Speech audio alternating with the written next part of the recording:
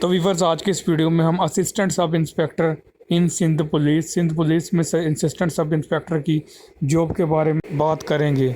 अस्सलाम वालेकुम dear friends and viewers. तो कैसे हैं आप सब? Welcome to my YouTube channel of Pak overseas job updates. तो डियर व्यूवर्स, आज की इस वीडियो में हम बात करेंगे इसमें कितनी पोस्टेज हैं, क्वालिफ़िकेशन क्या रिक्वायर्ड है, एज लिमिट कितनी आपकी होनी चाहिए, मैक्सिमम और मिनिमम, फ़िज़िकल टेस्ट के हवाले से और रिटन टेस्ट के हवाले से। तो ये सारा जो कंप्लीट में इस वीडियो को आपने एंड तक ज़रूर वॉच करना है। तो व्यूअर्स, आपने अभी तक इस चैनल को सब्सक्राइब नहीं किया तो जल्दी से सब्सक्राइब कर दें और बेल आइकन को प्रेस कर दें। मज़ीद इस पोस्ट में एप्लीकेशन देने का क्या तरीक़ाकार है, तो सारा कुछ इस वीडियो में बात करेंगे। तो व्यूअर्स, यहाँ पर आप देख सकते हैं, तो ये ग्रेड 11 की पोस्ट है sub inspector, assistant sub inspector की, और परमानेंट ये जॉब है सिंध पुलिस में। तो इनकी भर्तियाँ अभी से स्टार्ट हैं, तकरीबन एक दो दिन हुए हैं कि इनका जो भर्तियों का आज ऐलान हुआ है सिंध पुलिस की तरफ से। तो यहाँ पर हम वन बाय वन बात करते हैं। तो सबसे पहले हम नंबर ऑफ पोस्टेज, इसमें कितनी पोस्टेज हैं उसके हवाले से बात करेंगे। तो यहाँ पर कराची रेंज में जो पोस्टेज हैं 115 पोस्टेज हैं, यहाँ पर आप देख सकते हैं। इसके बाद हैदराबाद रेंज में 13 पोस्टेज हैं, मीरपुर ख़ास में जो है वो 12 पोस्टेज हैं, SPM रेंज में 3 पोस्टेज हैं और एंड पर लाड़काना रेंज में 9 पोस्टेज हैं, और ये टोटल 152 पोस्टेज हैं। तो यहाँ पर एलिजिबिलिटी क्राइटेरिया इसका क्या है, सबसे पहले यहाँ पर क्वालिफ़िकेशन की बात कर लेते हैं। तो क्वालिफ़िकेशन में सबसे पहले आपकी जो है ग्रेजुएशन आपकी कंप्लीट हो, आपका BA BSc आपकी इसकी इक्विवेलेंट डिग्री होनी चाहिए सेकंड डिवीज़न में, तो तभी आप इसमें अप्लाई करने के अहल हैं। अगर इसके अलावा अगर आपकी इंटरमीडिएट है या मैट्रिक है तो आप इसमें अप्लाई नहीं कर सकते, आपकी 14 तालीम होनी चाहिए। इसके बाद एज लिमिट की बात कर लेते हैं। तो एज लिमिट में जो आपकी 21 से 28 साल के एज होनी चाहिए। अगर 28 से ज़्यादा एज है तो आप अप्लाई नहीं कर सकते, अगर 20 है 21 से कम है तो फिर भी अप्लाई नहीं कर सकते। As on the last date of submission of online, तो जो लास्ट डेट है उससे पहले आपने अप्लाई करना है। तो अब हम बात कर लेते हैं इसमें फ़िज़िकल टेस्ट के हवाले से। तो फ़िज़िकल टेस्ट में जो है, तो फ़िज़िकल टेस्ट में सबसे पहले जो है हम बात कर लेते हैं मेल की। तो मेल की जो हाइट है वो कम से कम 5 फीट और 5 इंच होनी चाहिए। इसके अलावा जो मेल की जो चेस्ट की जो पैमाइश है तो वो मिनिमम 33 इंचज़ होनी चाहिए, और उसका जो फुलाव है वो 1.5 इंच जो है वो तकरीबन 34.5 इंच होना चाहिए। इसके बाद फ़ीमेल की ये जो है वो हाइट जो है वो 5 फीट होनी चाहिए। और फिज़िकल टेस्ट में जो इनकी जो है वो दौड़ होती है, रेस होती है, तो उसमें जो वो मैं आपको बताता हूँ। तो यहाँ पर सबसे पहले रनिंग में मेल की बात कर लेते हैं। तो यहाँ पर 1600 मीटर्स की जो है वो रनिंग होती है मेल की, तो उनको 8 मिनट दिए जाते हैं।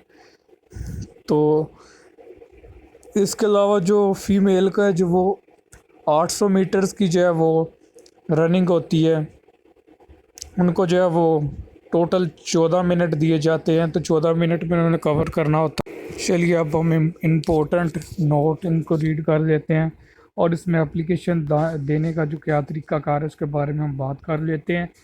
तो online application registration is required to field on the official portal of SIBA। तो sts.net.pk इस वेबसाइट को आपने विज़िट करना है। सेम इसी तरह जिस तरह मैंने आपको प्रीवियस वीडियो में बताया किस तरह आपने अप्लाई करना है। सिंध पुलिस में जो पहली भर्ती आई थी तो उसमें भी आप जो है अप्लाई कर सकते हैं, उसकी जो लिंक है वो डिस्क्रिप्शन में डाल दूँगा। तो सेम इसी तरह से उसका प्रोसेस होगा, तो इसकी भी मैं वीडियो आपको बताऊँगा इसके बारे में भी। तो पहले इस पॉइंट्स को हम जो है वो समझ लेते हैं। After submission of the application candidates में डाउनलोड सिस्टम जनरेटेड चालान। तो चालान फ़ी को जो है वो आपने पे करनी है। जब आपकी जो सबमिट एप्लीकेशन हो जाएगी, सबमिट हो जाएगी, तो उसकी 1500 रुपये जो है वो फ़ीस है। और आपको जो है डिपॉज़िट करनी है in any branch of MCB bank और एबीएल। तो एमसीबी बैंक और अलाइड बैंक में जो आप ये डिपॉज़िट कर सकते हैं। Paid challan is non refundable होगा। Candidates are required to upload CNAC domicile PRC form, one recent photograph, academic documents, death certificates.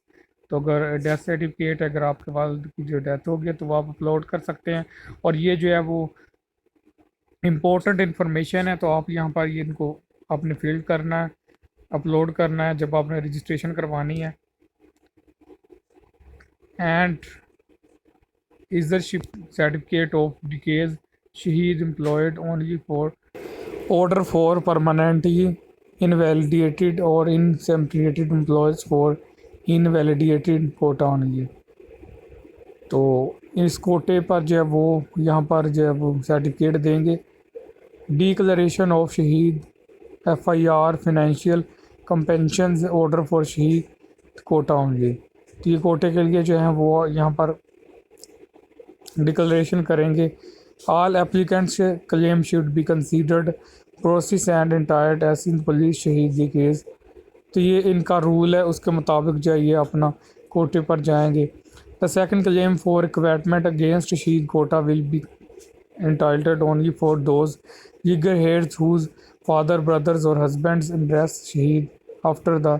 तो यहाँ पर जो उसकी का वालिद या ब्रदर को शहीद हुआ तो उस कोटे के मुताबिक जो है ये डेट उन्होंने मेंशन की है। तो उसमें जो ये क्लेम सेकंड क्लेम है, तो आप इसको भी रीड आउट कर सकते हैं।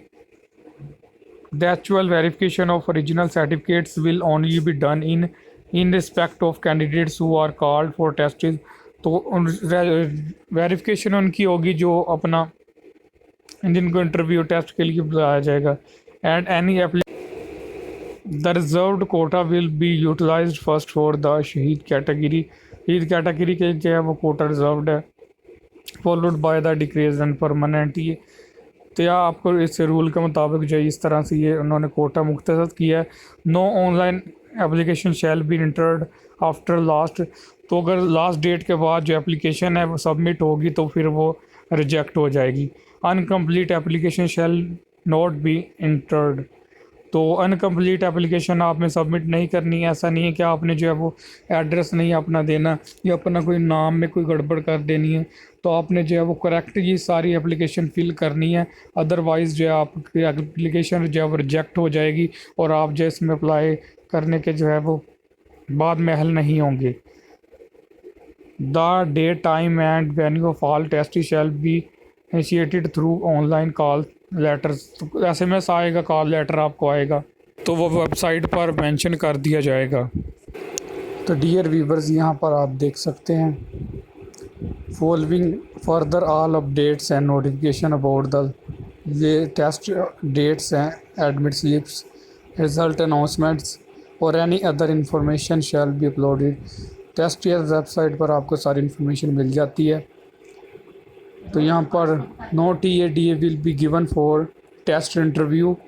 Sindh police has the right to increase और decrease the number of vacancies. तो सिंध पुलिस जो है वो कम भी कर सकता है, ज़्यादा भी कर सकता है वैकेंसीज़ को। Candidates qualified in physical test shall only be called for written test by SIB testing service. तो जो कैंडिडेट्स जो है फ़िज़िकल टेस्ट को पास करेंगे उनको जो है वो रिटर्न टेस्ट के लिए क्वालिफाई किया जाएगा। Test venue and date shall be communicated separate. जिसकी टेस्ट डेट जो है वो सेपरेट होगी, टेस्ट वेन्यू के बारे में बताया था। तो यहाँ पर candidates who do not fulfil the given criteria are advise not to submit. तो जो कैंडिडेट्स क्राइटेरिया पर जो है वो क्राइटेरिया उनका पूरा नहीं है तो वो इसमें जो है वो सबमिट ना करें अपनी एप्लीकेशन। तो यहाँ पर व्यूअर्स इसकी जो लास्ट डेट है ऑनलाइन सबमिशन की तो वो 28 मई 2024 है। तो इससे पहले आपने सबमिट करनी है एप्लीकेशन, अदरवाइज़ आपकी एप्लीकेशन रिजेक्ट हो जाए। तो व्यूअर्स, ये थी हमारी आज की वीडियो। तो इंशाल्लाह नेक्स्ट वीडियो में मैं आपको बताऊंगा कि आप इसमें जो है एप्लीकेशन किस तरह सबमिट कर सकते हैं। तो थैंक्स फॉर वॉचिंग।